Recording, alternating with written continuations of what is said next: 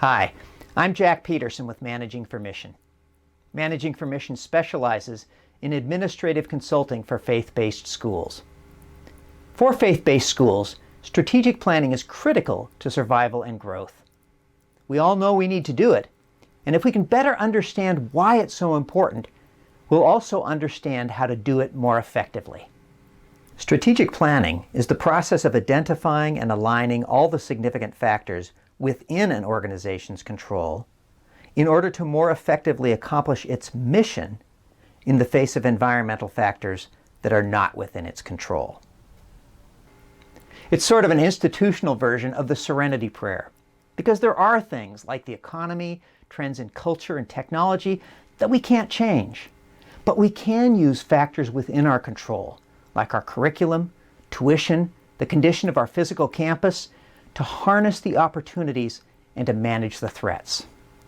In our schools, resources seem scarce, but when we focus our people, our traditions, and our assets on what is strategically most important to us, well, most schools have more than enough to accomplish their mission. Strategic planning is a discipline that creates and sustains that focused use of resources. For the board, the strategic plan is a tool for providing governance-level direction without getting drawn into the operations of the school. For administrative leadership, it assures that they can follow through on sustained, multi-year initiatives. They know they have the backing of the board, even as its membership changes from year to year. For parents, employees, and donors, it shows them how their efforts and generosity will translate into the outcomes that the school promises. From my work with Managing for Mission's clients, I've learned there are several key characteristics to the success of a plan, 10 of them in all. Right now, I'd like to talk about 3 of these. The plan needs to be strategic, broadly owned, and implementation-oriented. First, to be effective, the plan must be truly strategic. It can't just be a grab bag of nice things to do or pet projects of particular individuals. It must focus on the game changers, those few directions that will make all the difference in the long run. Second, the plan must be broadly owned. After all, who owns the school? Not a small group of shareholders, but a broad group of stakeholders, teachers, students, parents, donors, and supporters. Their generosity must be sustained day in and day out, year in and year out, for the school to accomplish its mission. To move the plan from theory to reality, they must somehow come to embrace it as their own. Which brings us to the third characteristic. It must be implementation-oriented.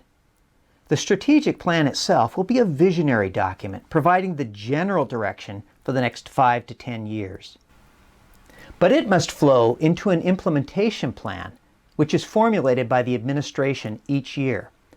This annual implementation plan will identify the specific steps, targets, and responsibilities that will keep everyone on track to accomplishing the plan's goals. So how do we do all that?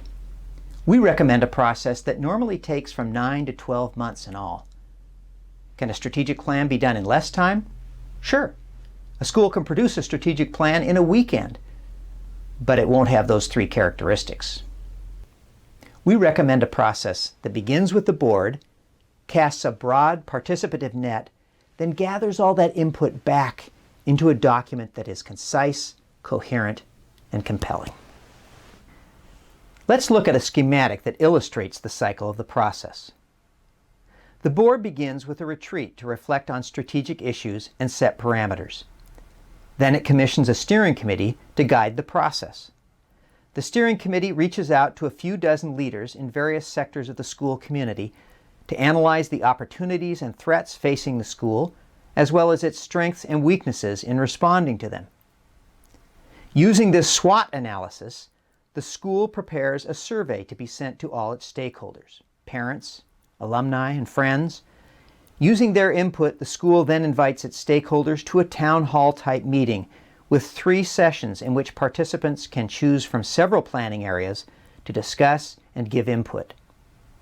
From these, the steering committee selects 4 to 6 strategic areas for which special topic teams will be impaneled to drill into and make goal recommendations. The steering committee receives these goal recommendations and distills them into the strategic few that will form the strategic plan. While this last step is happening, the administration begins working with the school team to develop the annual implementation plan for the first year. The strategic plan is then presented to the board for its approval.